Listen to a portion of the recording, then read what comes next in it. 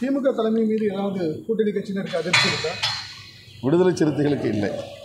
தமிழ்நாட்டை பொறுத்தவரையில் திமுக கூட்டணி வலுவாக இருக்கிறது. 2026 தேர்தலில் அவர் சொன்னதைப் போல அறுதி பெரும்பான்மை இடங்களில் இந்த கூட்டணி வெற்றி பெறும். எதிர்க்கட்சிகள் ஒரு ஒரே அணியிலே திரளுவார்கள் என்பதற்கான எந்த நம்பிக்கையும் இல்லை. ஆனால் இப்போ ஒரு காணொலியில் பேசியிருக்காங்க, ஒரு சீமானை நான் பேசிட்டு இருக்கேன், திருமாவளவன் நான் கண்டிப்பாக கூட்டு வந்துடுறேன் அப்படிங்கிற மாதிரி அவங்க கூட்டணி கருத்தை பேசியிருக்காங்க. அதை பற்றி உங்களோட கருத்து? திமுக கூட்டணியில் அவர் தொடர்ந்து நீடிப்பார் என்று நான் நம்புகிறேன். நீடிக்க வேண்டும் என்று விரும்புகிறேன். அதாவது சிதறி கிடக்கிற எதிர்க்கட்சிகளை ஒருங்கிணைக்க வேண்டும் என்கிற ஒரு விருப்பத்தை அவர் வெளிப்படுத்தியிருக்கிறார். பாரதிய ஜனதா தலைமையில் எதிர்க்கட்சிகள் ஒன்று சேரும் என்று எனக்கு நம்பிக்கை இல்லை. தமிழ்நாட்டை பொறுத்தவரையில் அது வெற்றிகரமாக அமையாது என்பதை கடந்த தேர்தல்களில் மக்கள் உணர்த்தியிருக்கிறார்கள். ஆளுங்கட்சி மீது எப்போதுமே ஒரு குறிப்பிட்ட சதவீதம் அதிருப்தி இருக்கத்தான் செய்யும். அது எந்த கட்சி ஆட்சியில் இருந்தாலும். போதைப்பொருள் புழக்கம் பெருகி இருக்கிறது, அதை தடுக்க வேண்டும் என்கிற கருத்தை அலட்சியப்படுத்த முடியாது, புறந்தள்ள முடியாது. 2019, 2021, 2024 ஆகிய 3 பொதுத் தேர்தல்களிலும் இந்த கூட்டணி வெற்றி பெறுவதற்கு சிறுபான்மை சமூகத்தினரின் வாக்குகளும் மிக முக்கியமானவை என்பதை அந்த முடிவுகள் நமக்கு உணர்த்தி இருக்கின்றன. அதை அவர் திரும்ப சொல்லியிருக்கிறார். ஆதங்கத்தில் சொன்னாலும் கூட உண்மையை சொல்லியிருக்கிறார். ஜெயிக்க முடியாமலாம் பொதுக்குள்ள சொல்லியிருக்காங்க.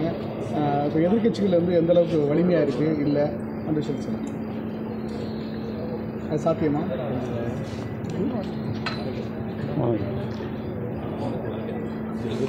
திமுக கூட்டணி 200 இடங்களில் வெற்றி பெறும் என்று திராவிட முன்னேற்றக் கழக தலைவரும் தமிழ்நாடு முதலமைச்சருமான தளபதி ஸ்டாலின் அவர்கள் உறுதிபட தெரிவித்து வருகிறார். அண்மையிலே செயற்குழுவிலும் அந்த தீர்மானத்தை திமுக நிறைவேற்றியிருக்கிறது. தமிழ்நாட்டை பொறுத்தவரையில் திமுக கூட்டணி வலுவாக இருக்கிறது. 2026 தேர்தலில் அவர் சொன்னதைப் போல அறுதி பெரும்பான்மை இடங்களில் இந்த கூட்டணி வெற்றி பெறும்.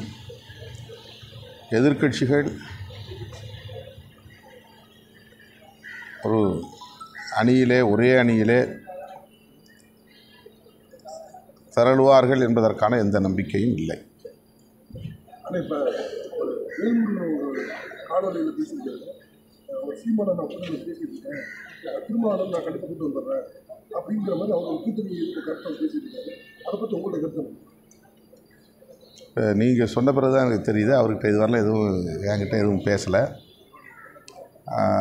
அந்த மாதிரியான ஒரு முயற்சி இருப்பதாக எனக்கு தெரியாது. திமுக கூட்டணியில் அவர் தொடர்ந்து நீடிப்பார் என்று நான் நம்புகிறேன். நீடிக்க வேண்டும் என்று விரும்புகிறேன். இன்னொரு புறம் பார்த்தீங்கன்னா, டிடிவி தினகரன் வந்து பாஜக கூட்டணிக்கு எல்லாரும் வரணும், நம்ம வந்து வலிமையாக இருக்கிற திமுக இருக்கணும்னா நம்மளாம் ஒன்றா சேரணும்னு சொல்லி அவங்க ஒரு கூட்டணி பேச்சு பேசியிருக்காங்க. அதை எப்படி பார்க்குறீங்க?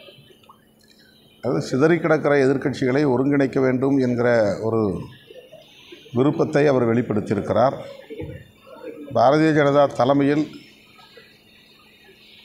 எதிர்க்கட்சிகள் ஒன்று சேரும் என்று எனக்கு நம்பிக்கை இல்லை. தமிழ்நாட்டை பொறுத்தவரையில் அது வெற்றிகரமாக அமையாது என்பதை கடந்த தேர்தல்களில் மக்கள் உணர்த்தியிருக்கிறார்கள். பத்திரப்பதிவு துறையில் வந்து இப்போ 20 வகையான பத்திரத்தால் வந்து விலை வந்து உயர்ந்திருக்கு. அதாவது 20 ரூபா இருந்தது 200 ரூபா இருக்குது. 10,000லேருந்து 40,000 ஆயிடுவா. 2001 அப்புறம் இப்போ தான் உயர்ந்திருக்கு.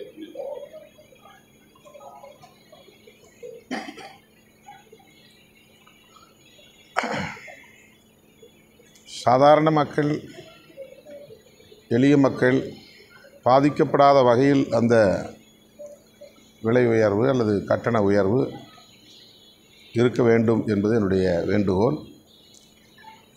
அது குறித்து நான் இன்னும் விவரங்களை திரட்டி முதல்வருடைய கவனத்திற்கு எடுத்துச் செல்ல முயற்சிப்பேன். நீண்ட இடைவெளிக்கு பிறகு இந்த கட்டண உயர்வு இருக்கிறது. அதனால் எளிய மக்கள் பாதிக்கப்படக்கூடாது. இஸ்லாமியரோட வந்து 6வது கடமையாக வந்து திமுகவுக்கு வாக்களிக்கிறது தான். அவங்க இடைத்தூதர் சொன்னால் கூட மாற்றிக்க மாட்டாங்க. சீமான் யார்? சீமான் சொல்லியிருக்காங்க. அதாவது இஸ்லாமியரோட 6வது கடமையாக திமுகவுக்கு வாக்களிக்கிறது தான் இருக்காங்க. இடைத்தூதர் சொன்னால் கூட அவங்க மாற்றிக்க மாட்டாங்க அப்படின்னு சொல்லுவாங்க. அது மகிழ்ச்சியான விஷயம் தானே. இஸ்லாமியர்கள் அந்த அளவுக்கு திமுக கூட்டணியை நம்புகிறார்கள். திமுக கூட்டணி சிறுபான்மையினரின் பாதுகாப்பு அரணாக இருக்கிறது. அதனால் இஸ்லாமியர், கிறித்தவர் உள்ளிட்ட சிறுபான்மையினர் தொடர்ந்து இந்த கூட்டணிக்கு வாக்களித்து வருகிறார்கள். 2019, 2021, 2024 ஆகிய 3 பொதுத் தேர்தல்களிலும் இந்த கூட்டணி வெற்றி பெறுவதற்கு சிறுபான்மை சமூகத்தினரின் வாக்குகளும் மிக முக்கியமானவை என்பதை அந்த முடிவுகள் நமக்கு உணர்த்தி இருக்கின்றன. அதை அவர் திரும்ப சொல்லியிருக்கிறார். ஆதங்கத்தில் சொன்னாலும் கூட உண்மையை சொல்லியிருக்கிறார். இல்லை, அந்த அந்த வார்த்தைகளில் விடுதலை சிறுத்தைகளையும் நினச்சிருக்காரு. விடுதலை சிறுத்தைகளுக்கும் ஓட்டு போட மாட்டாங்க அப்படின்னு சொல்லியிருக்காரு. அது அவருடைய கருத்து. இஸ்லாமியர்கள், சிறுபான்மையினர் விடுதலை சிறுத்தைகளுக்கு ஆதரவாக இருக்கிறார்கள், வாக்களித்து வருகிறார்கள் என்று நான் பெரிதும் நம்புகிறேன். இப்போ உள்ளாட்சி தேர்தல் வந்து நடக்கும் நினைக்கிறீங்களா? அதில் உங்களோட நிலைப்பாடு இல்லை?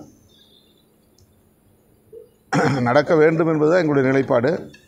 அது ஏதோ டெக்னிக்கல் இஷ்யூஸ், அதை வந்து இன்னும் சில வரையறைகள் செய்ய வேண்டிய தேவை இருப்பதாக அமைச்சர் கூறியிருக்கிறார். அது விரைந்து நடக்க வேண்டும். தேர்தல் விரைவாக நடக்க வேண்டும். தொடர்ச்சியாக ஜாஃபர் சாதிக் வழக்கில் நீதிபதி விலகிறாரு, செந்தில் பாலாஜி வழக்கில் நீதிபதி விலகிறாரு, ஆர்எஸ் பாரதி வழக்கில் நீதிபதி விலகிறாரு. நீதிபதி விலகிறாங்களா? அது வேறு பெஞ்சுக்கு மாற்றுறது, ட்ரான்ஸ்ஃபர் பண்ணி வேறு பெஞ்சுக்கு மாற்ற சொல்கிறாங்க. அது வந்த அறிவிச்ச நீதிபதி மாறுறாங்க. இல்லை, அது வந்து தலைமை நீதிபதி எடுக்கிற முடிவு தானே. அதில் யாரும் தலையீடு செய்ய முடியாதுல்ல. அதே தமிழ்நாடு அரசு அதில் தலையீடு செய்ய முடியாது. ஒன்றிய பாஜக அரசு மும்மொழி கொள்கையை நிர்பந்தம் செய்கிறது அப்படின்னு சொல்லிட்டு பள்ளிக்கல்வித்துறை அமைச்சர் அன்பில் மகேஷ் பொய்யாமொழி பேசியிருக்காரு. நீங்கள் அதை எப்படி பார்க்குறீங்க? அவர் வந்து டெல்லிக்கு வந்திருந்தப்ப கல்வித்துறை அமைச்சரை சந்தித்த போது தமிழகத்தை சார்ந்த நாடாளுமன்ற உறுப்பினர்கள் பலரும் உடனிருந்தோம். அப்போது அவர் தமிழ்நாடு அரசுக்கு ஒதுக்க வேண்டிய நிதியை நாங்கள் உடனே ஒதுக்க வேண்டுமானால் புதிய கல்விக் கொள்கையை முழுமையாக நீங்கள் நடைமுறைப்படுத்த வேண்டும் என்று வெளிப்படையாகவே சொன்னார்.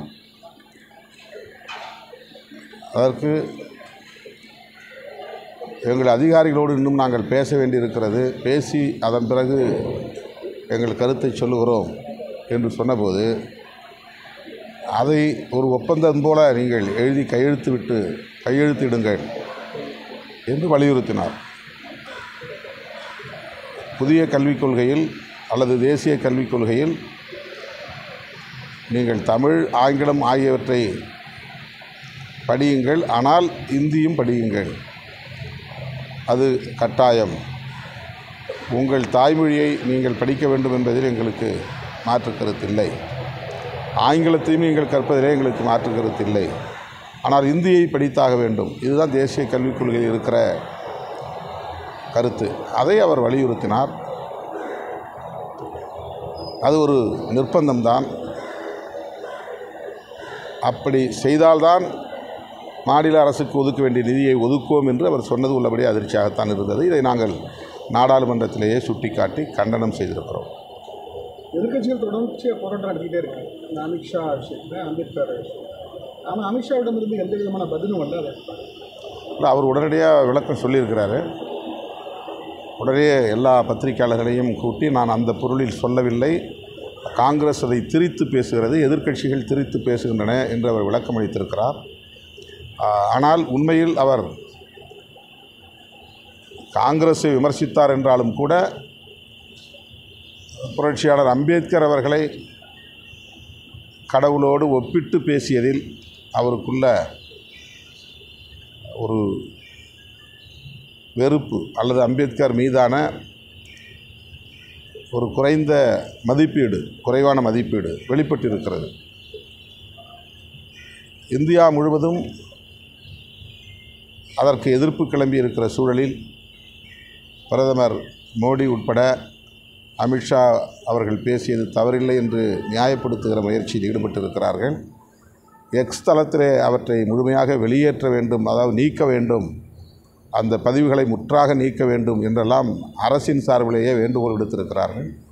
ஆனால் அந்த நிறுவனம் அதற்கு மறுப்பு தெரிவித்திருப்பதாகவும் தகவல்கள் கூறுகின்றன. அம்பேத்கர் அவர்களை காங்கிரஸ் கட்சி தோற்கடித்தது என்று திரும்ப திரும்ப பாரதிய ஜனதா கட்சியை சார்ந்தவர்களும் RSS அமைப்புகளை சார்ந்தவர்களும் சொல்லுகிறார்கள். ஆனால் உண்மையில் அம்பேத்கர் அவர்களே அது குறித்து பேசிய குறிப்புகள் இருக்கின்றன. வீர சாவர்கர் அன்றைக்கு அம்பேத்கர் அவர்களுக்கு எதிராக பிரச்சாரம் செய்து தோற்கடித்தார், அவர்தான் தோற்கடித்தார் என்று அம்பேத்கர் அவர்களே கூறியிருக்கிறார். பாரதிய ஜனதா கட்சியை சார்ந்தவர் தான் உண்மையை திரித்து பொய்யை பரப்புகிறார். அடுத்து அது ஒரு எலக்டோரல் மோட்டிவ். தேர்தல் நேரத்திலே யார் எவ்வளவு பெரிய ஆளுமை நம்மை எதிர்த்து நின்றாலும் அவர்களை தோற்கடிக்க வேண்டும் என்று தான் நாம் நினைப்போம். அவர்கள் வெற்றி பெறட்டும் என்று யாரும் நினைப்பதில்லை. ஆனால் இவர்கள் கருத்தியல் ரீதியாக முரண்படுகிறார்கள். அம்பேத்கருடைய சிந்தனைகளை மறுத்து அவரை இந்துத்துவ அம்பேத்கர் என்று அடையாளப்படுத்தி அவரை விழுங்கி செரிக்க பார்க்கிறார்கள். இதை ஏற்க முடியாது என்பதுதான் இன்றைக்கு அம்பேத்கருடைய இயக்கங்களை சார்ந்த தலைவர்கள், பொதுமக்கள் அனைவரும் எதிர்ப்பு தெரிவித்து வருகிறோம். வருகிற 28ஆம் தேதி இந்தியா முழுவதும் இதனை கண்டித்து நூற்றுக்கணக்கான அம்பேத்கர் இயக்கங்கள் ஒரே நேரத்தில் ஆங்காங்கே மாநில வாரியாக ஆர்ப்பாட்டங்களை நடத்துகிறோம். விடுதலை சிறுத்தைகள் கட்சி 28ஆம் தேதி தலைநகர் சென்னையில் ஆர்ப்பாட்டம் நடத்துகிறோம்.